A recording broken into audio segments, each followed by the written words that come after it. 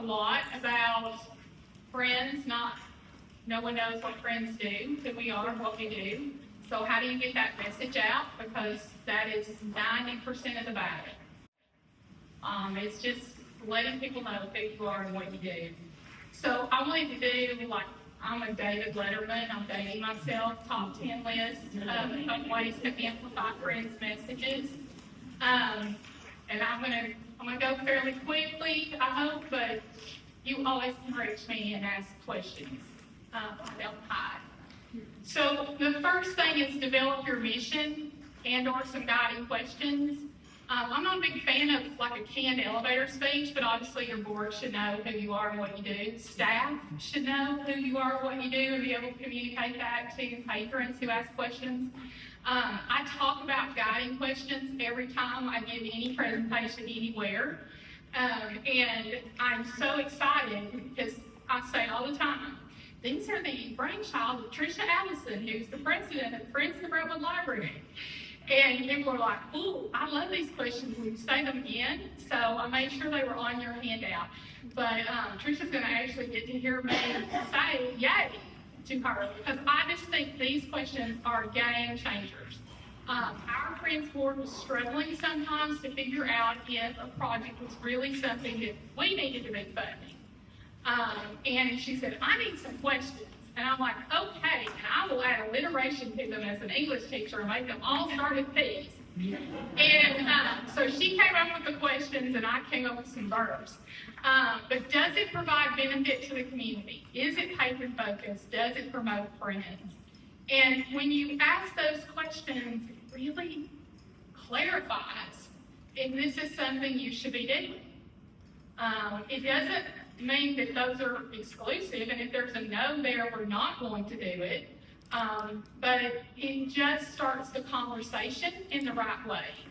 And so I thought those are really helpful, and people across the country seem to really love them, Tricia. So good job. Number 9 is open your meetings to everyone. Transparency is so important right now, and what are we doing that we don't want people to know? Every time you have a chance to open your meeting and let people know all the great things you're doing, take it. Some friends groups across the state, across the country are starting to get questions about what do you fund, particularly if you fund book purchases and collection building, and how do you choose that? And so the more that you can be open and have that meeting open to people where they see the conversation, they see the deliberation, that's a great thing. Rarely scheduled meetings are so important. We see a lot of friends groups when we're mentoring that, they kind of decide they'll meet in a week or two, and then they might go 6 months and not meet again. I encourage you to rarely schedule those meetings for the whole year, and if possible, have them in the library. Because again, that's your audience, and you want those people to see all the great things that you're doing. It's absolutely imperative the library director is always invited to your friends' meetings. And I know sometimes those relationships are complicated and contentious, but they're not going to get any better if the director is not always invited to the meeting. Now, the director may choose to send his or her designee, which is great, but somebody from staff needs to always be invited. And I would take that a step further. Invite the library board chair, invite the whole library board, invite the foundation, invite your commissioners. They might actually show up. You don't know. My mother always said, suit up, show up, you never know what's going to happen. And so that's kind of my philosophy. We're not hiding anything, invite everybody. Again, because if you're starting to speak as one voice, and you're truly advocates for the library, bring all the advocates together. We're starting to call that the library ecosystem. So all the people that are in your ecosystem, and starting to do that really at the state level. You see that with Friends of Tennessee Libraries, communicating with the Tennessee Library Association, the State Library and Archives, TNShare, with the Tennessee Association of School Librarians. And so anytime we do things together, our voices amplify. And then I would say you've got to reciprocate that. you as friends should show up at library board meetings and city commission meetings and foundation meetings and use that opportunity to talk about all the great things and support that friends are providing. Then publicize friends, projects, and funding. And this seems like a no-brainer. And we tend to do a pretty good job of this inside the library, but like Kelly Medford talked about, we need to do it outside the library as well. So fundraising is a beast. It has to be fed all the time.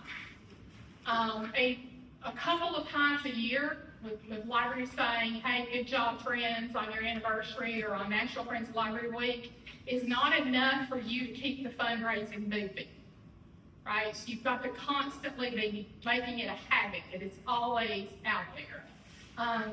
Ask the library to give you credit in social media.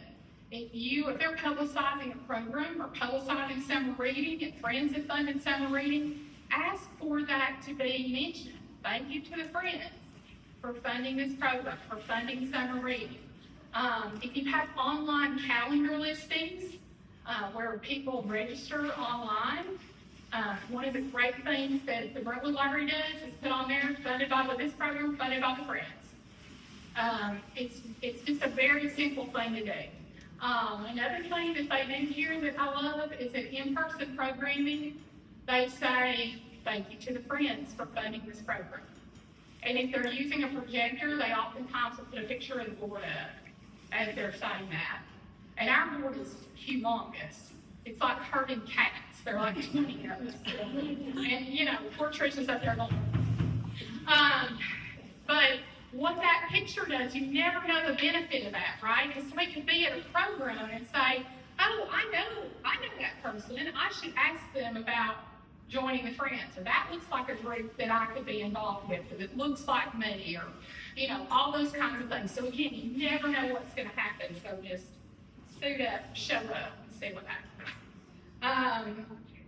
We making tanks, taking makes that happened during the pandemic have kind of carried over. You can slap a label on that cookie that says funded by the friends, so that when they come and pick up their taking makes, that they know friends funded it. One of my absolute favorite projects are these book club bags. And you can actually come and look at one up close because we now have them, all the board has them as well for our tote bags. But I walked into the Richland Library System in Columbia, South Carolina for a design institute. And the minute you walk in the door, there are these beautiful branded tote bags that have all their book club sets in them. And they have these large hanging tags. Thank you, Sarah, for replicating them. Large hanging tags that have the book cover on them. And on the back has some information about the book. And I took 15 pictures and came right back and said, hello, we've got to do this. Because previously our book club sets were in plastic totes, stored behind circulation.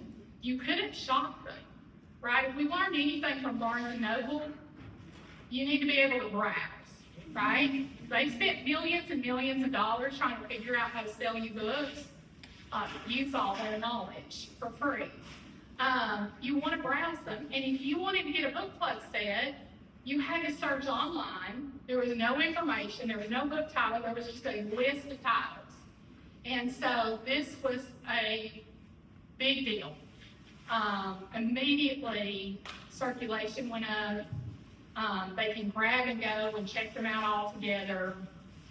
And then, on that theme of you never know what's going to happen, I got a phone call not long after they were out from someone in circulation. He said, we have to tell you the story.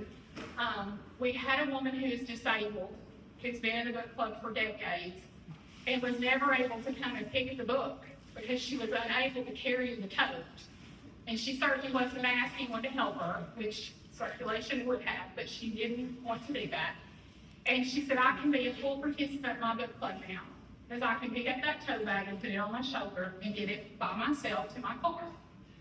And so that was never, I was like, I want to make them pretty.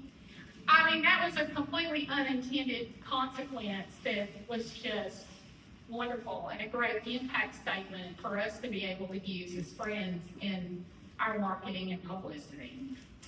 Friends of Williamson County Libraries does a great job, particularly during Friends of Library Week. That's that little insert picture of making sure they say thank you all week. Like they spotlight one thing the Friends does every day for Friends of Libraries Week.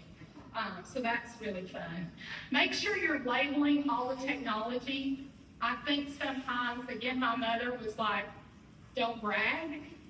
And I think sometimes we shy away from putting those little signs on things that says funded by the Friends because we're good Southern men and women. We don't brag. We don't pat ourselves on the back.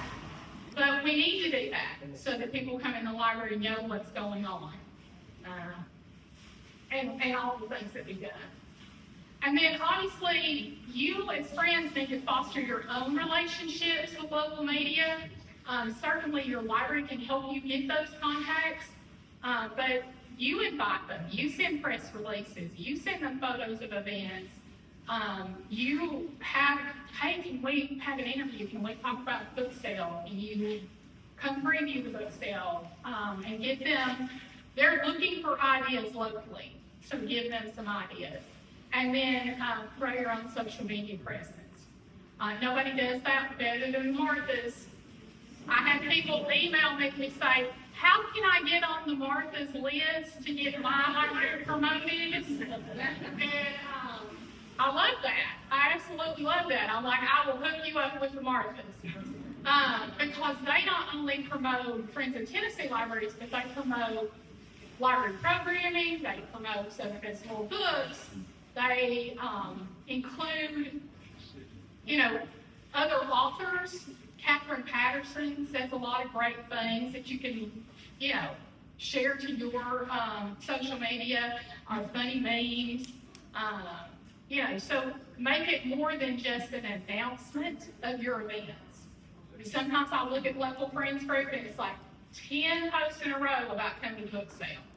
Well, break that up with some other information, some other fun things.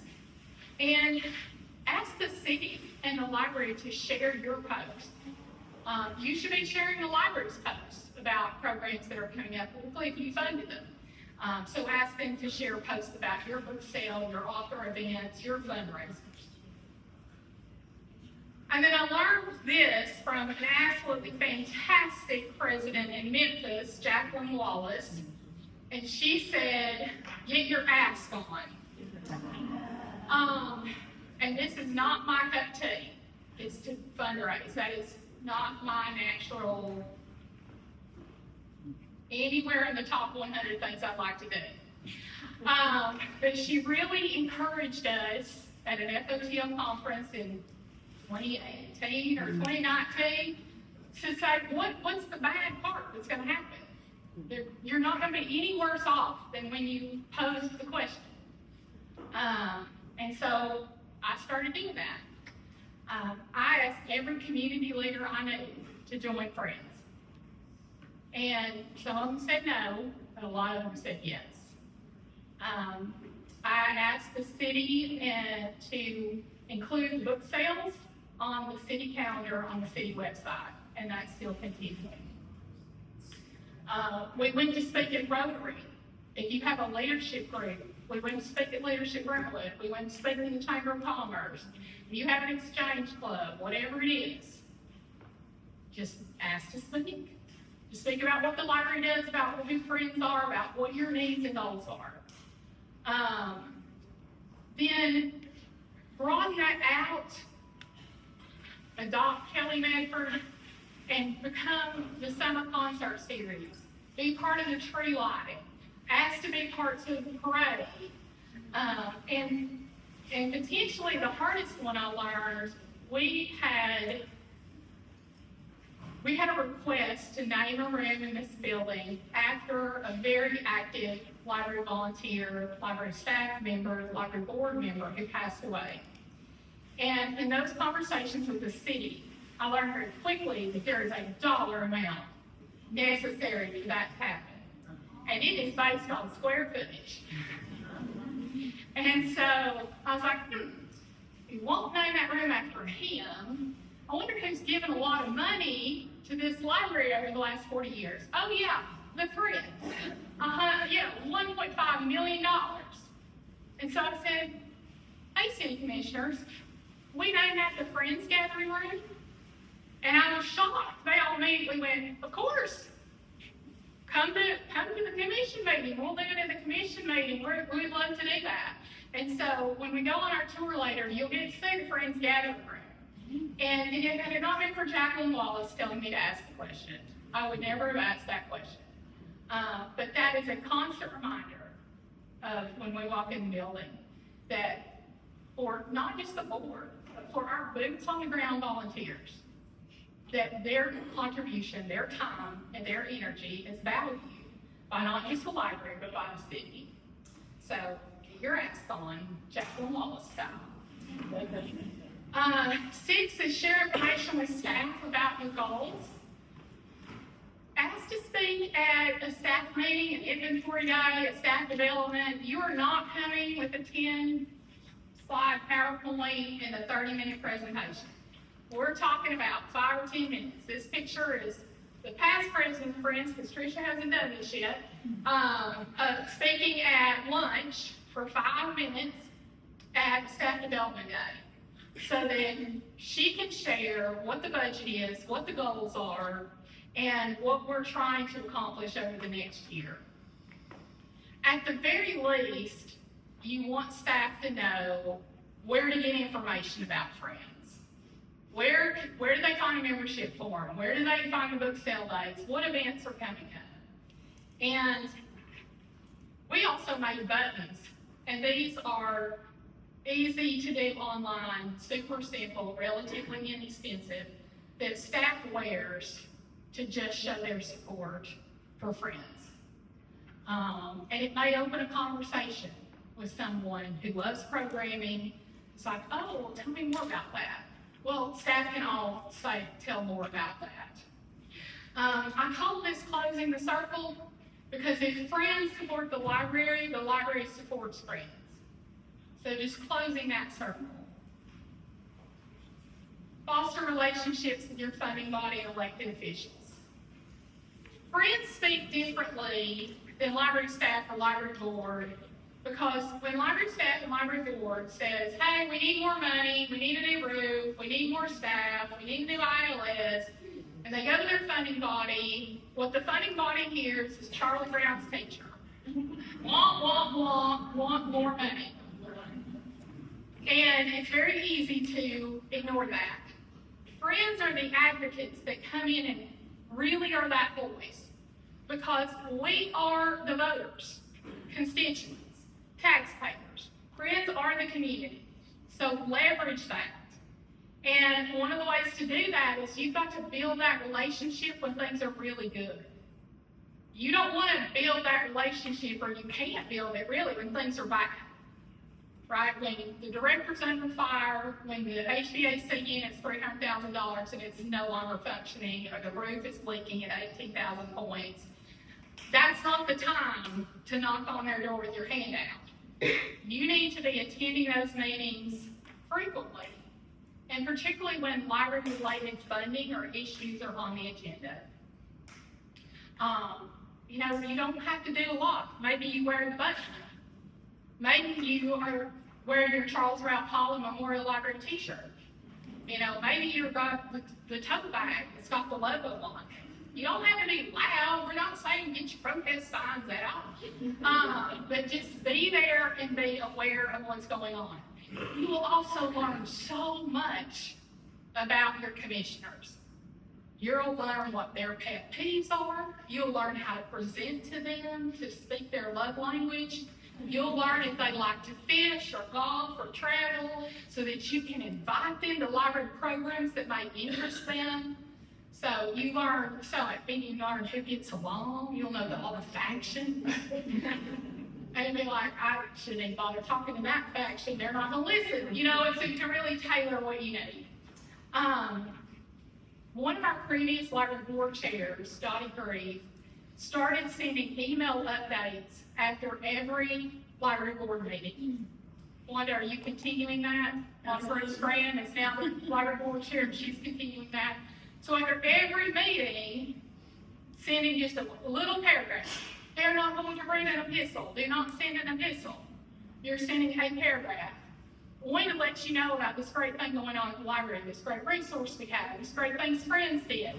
And just sending those positive things, again, building that relationship and positivity. And then invite them to book sales. Invite them to programming that might interest them. Invite them to the events you're having. And keep them in the loop. Oh, and I love a photo op. Oh, wait, I'm going to talk about Lewis County before I go off this. Okay, so Lewis County does this absolutely better than anybody. Am I not going to get a woo-hoo back there? They do this better than anybody. I've learned a lot from them about this thing. They have a legislative appreciation day, and they invite local, county, and state officials to come to the library for lunch and to talk to them. Maybe indoctrinate them. But many of your commissioners and elected officials have not darkened the door of your library. But if they're all invited, they have an excellent turnout for this event. And the friends really take the lead because, again, they're speaking as voters, as constituents, as taxpayers. And they're talking about all the great things going on, but also the things that need to happen, and the things that need to be funded. And so when it came time for somebody to be in the depot, they called the friends and said, come put, this is the boutique that Kelly was talking about inside the depot. Well, had they not formed that good relationship over years, do you think they would have gotten a call for this? No, because the commissioners wouldn't have known who they were. The historic commission wouldn't have known who they were. But because they were out in the community, they did, and they got that opportunity. The other picture here is Library Legislative Day that the Tennessee Library Association puts on. Please look for that. We think it's going to be in March this year. Wink, wink, maybe. Ash Wednesday, maybe. So it'll be a dedicated day for you to go and meet with your representatives and talk to them about what libraries do. I am constantly amazed. I've gone 10 years in a row now. And this last year, we're talking about visits, number of visits per day. We're talking about number of programs, types of programming, who comes to programming. And one of the authors who has written bills about libraries leaned back in his chair and goes, how are libraries funded? And I did not do well schooling my face. Because I was like, what are you talking about? I didn't say it at all. I went, well, in the case of the Rumble Library, we get blah, blah, blah, blah from the county and blah, blah, blah from the city. And he's like, so they're funded by the government. You are a state legislator writing bills about libraries, and you don't know the answer to these questions. So you have such an important job as advocates, as apparently educators. You can add that to your resume too. But they love a positive photo op. And so we're very sad. Sam Winston's our favorite visit. He's retired, so I had to do one last photo of Sam. But just go to those events and see what's happening. Because then when you send them an email about something you're concerned about, they at least have a touch point of who you are. And that you're maybe not crazy. Request a proclamation. When we started talking about this, the state, Friends of Tennessee Libraries has always asked the governor for a proclamation. One of the few states in the country that receives a proclamation for National Friends of Libraries Week, which, by the way, is the third week of October. You might still have a chance to get on your funding body's agenda. You could also celebrate your founding. Here in Brookwood, our founding is basically the same day as Friends of Libraries Week, so we get two proclamations. But ask for them to recognize all that you've done. I like to take them a gift We have great branded merchandise. I always think it's a good idea to give them a little merch. Take them a membership form if they're not already a member. I'm delighted to say that of the 7, 5 are lifetime members. 1 has been a member so long and paid so many dues, she's probably paid 3 lifetime memberships, and 1 is not. Lord, I've tried. And one of our friends tried. And Cindy Franklin after me has tried. So Teresa's going to try. She's going to try in a week. And bring them a 1 sheet of paper that's just bullet point statistics. Again, you're speaking their love language. We are not writing incomplete, beautiful sentences worthy of Martha Gill, English teacher extraordinaire. We are writing in bullet points, and we are saying things like, here's how much we raised. Here's how we spent it. Here's how many patrons it served. Here's how many programs we funded. And the one they love the most is if you track your volunteer hours over the course of a year, we add volunteer hours times whatever the average library staff member receives. And we're like, this is how much money the Friends have saved the taxpayers. And they eat that up like ice cream. So you can also really level it up and do a couple of photos. They love to see summer reading photos of kids frolicking, in a program. They love that. But then invite them to an event or invite them for a tour. Again, they probably haven't opened the door in a long time. The teens here a couple of years ago had a series of events with partnering with other nonprofits. And that's the picture, that's this picture. They had an event for dog rescue, and because we had gone to meetings, and because some of these teens had gone to meetings and presented at City Commission, they knew that there was a commissioner particularly into dogs, and they invited all of them, but they made a special plea to Nelson Andrews. And off he trots up that Saturday morning with his dog, and he's like, I want a picture with all the teens. And then the next board meeting, he put that in his slideshow presentation in his commissioner's report. So again, you don't ever know where it's going to lead, and you don't know what that's going to mean. But all those teens sitting there who were Girl Scouts were like, there's a teen advisory board, there's teen programming at the library, there are teens working with nonprofits, yes please. And a couple of those ended up coming on and on advisory. And you just don't know what your outcome is going to be. And then this is, if the questions are Tricia's special project, this is probably my special project. I may be a little extra. Of course not, but yes. So I gave you a before and after because I wanted you to have that HGTV moment. I probably should have shown the before and then revealed the after. This is our before Friends area in the lobby. It was janky like Scooby-Doo. It was one bookcase with a cardboard back. And we had free books there, and there were some little brochures on top, and there was some picture of some building that got torn down in Brentwood before I was born. And so it just looked awful, and it always looks terrible. And I said, let's build something that looks really nice. And so we ended up building what we call the Friends Nook, and it is just all things Friends. So staff members know if someone asks a question, when are book sales? Go over to the Nook. There, it's over there. Can I join Friends? Yes, right over at the Nook. So the Nook has all the free books on the bottom that still sometimes look janky because you would not believe what a big draw a free bookshelf is in Brentwood, Tennessee. Huge. So you've got that you want to have an interactive element, right? You want to have something that draws people over there. So for us, it's the free books. And then we added an iPad where it's locked only to our website.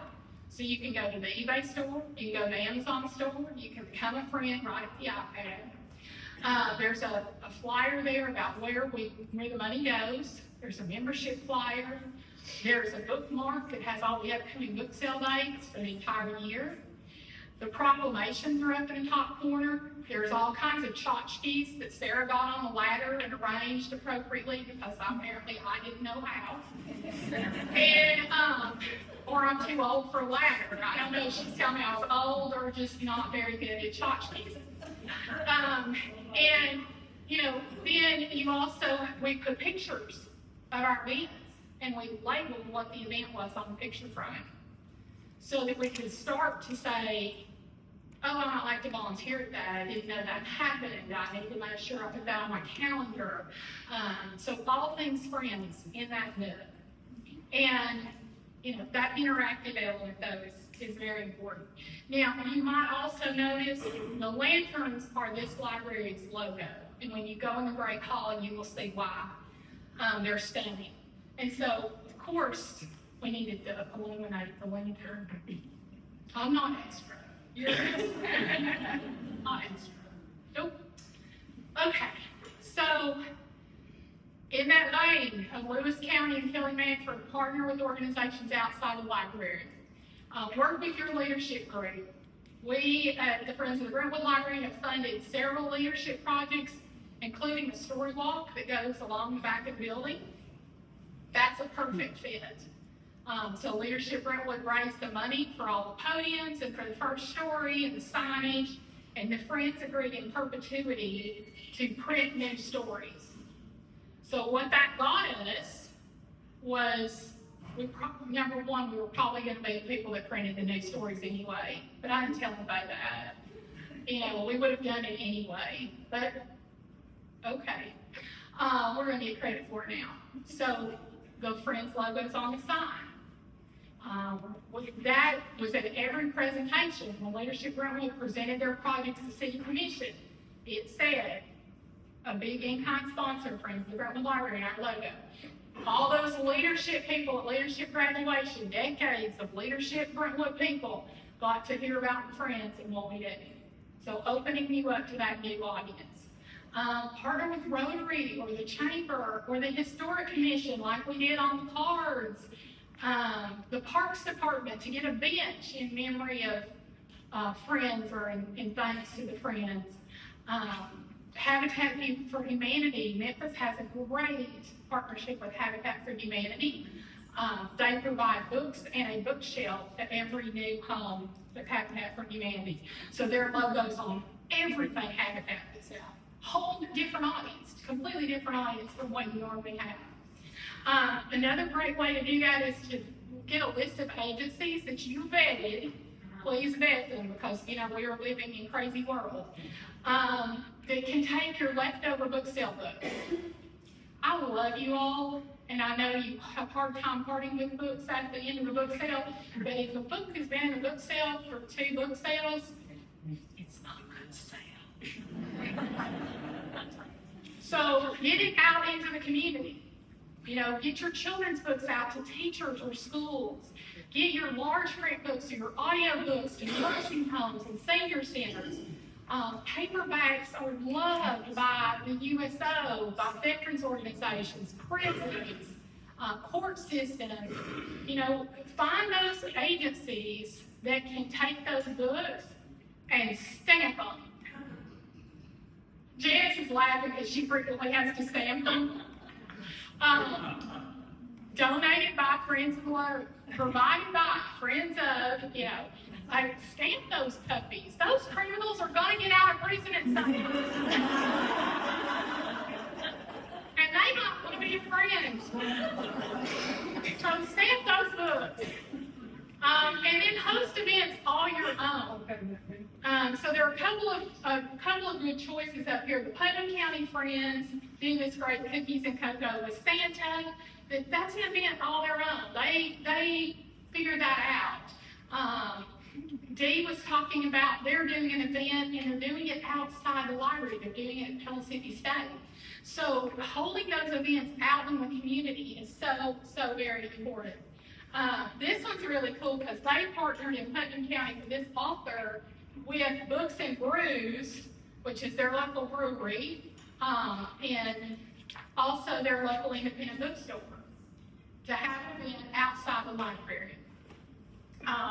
We do Booktacular. That's my next October's crazy for me. Booktacular is my last main big friends project. We have about 700 children and families come in a 2-hour period. And we repurpose those Dolly Imagination Library books because you cannot sell them. And we slap a sticker on them that says, you know, keep reading, love the friends in the Brentwood Library. Because we get tons of them donated, and what are you going to do with them, right? You put them out in a little free library, or you have an event where you give them out. You give them out at summer reading kickoff. The staff here partnered with our local fire department and made them a little mini library at their fire stations because they're on call for so long. They need to have a book or a puzzle or whatever, and we put some children's books in there too that they could take home.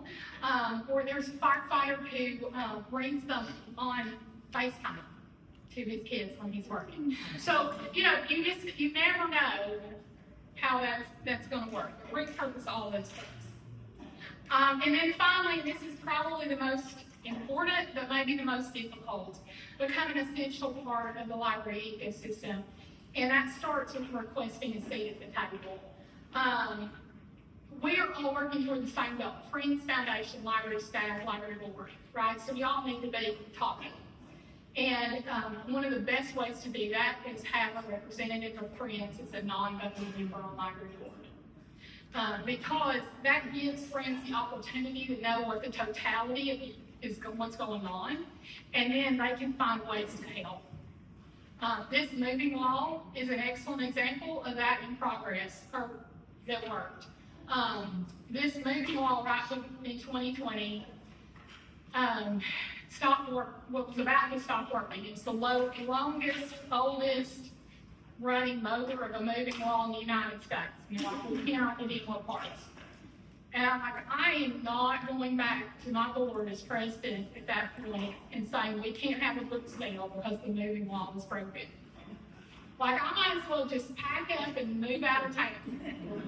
And so, you know, it wasn't going to make the city budget. The city budget had already been formed. But we knew this was so important for community events like this. These rooms are so important for library programming. But again, book sale is what I was thinking about. And we went back to the board and we said, look, this is really important. And they're like, yes, that's something we need to spend money on. So the library director and I called the assistant city manager and said, hey, if Friends do 2/3, will you do 1/3? And he couldn't say yes fast enough. You know, it went from being an obstacle that was not going to make it in the budget to let's get it done in 6 weeks. And we filmed a video. I didn't make the analogy I wanted to make, which was we need to build a wall. It was 2020, it was too soon. And I wanted to, but I did not say it. We do like a little 2-minute video. Here's our problem, here's what we need. And we got donations from people who weren't Friends, from realtors, from people who use this building for scout meetings or community events. And, you know, it was wonderful because it got done in 6 weeks when it wouldn't have gotten done for 18 months. And the Friends don't have the red tape, right, that government has. We don't have to get 3 bids. You know, we don't have to put it out to bid for 192,000 days, you know, before we can even open the bid. So using their Friends to really do that.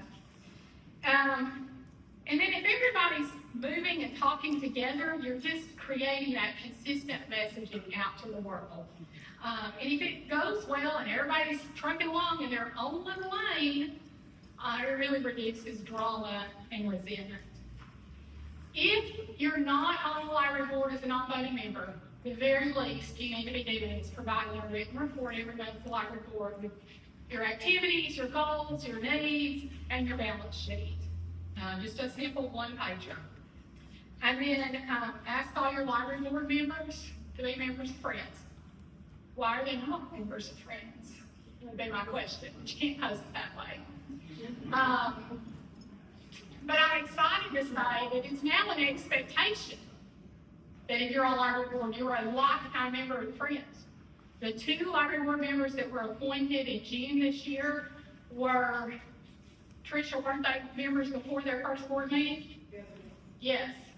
So they signed up to be lifetime members before their first board meeting, because that is the expectation. If you're on library board, you're expected to be a lifetime member of Friends. So just change that expectation. Obviously, you want to participate in strategic planning. You might have to do that a little funky. Like maybe you say, hey, we'll provide coffee and bagels for strategic planning. Well, it's really hard not to invite you into strategic planning if the friends have paid for coffee and bagels, right? But just developing that really good relationship among everybody, because we need to all be working towards the same goal. But that's a lot of things to do, right? You eat that elephant one bite at a time. But you do it because libraries are always better with friends. Your community is better because you're involved. And I hope that you will shout about it and celebrate it.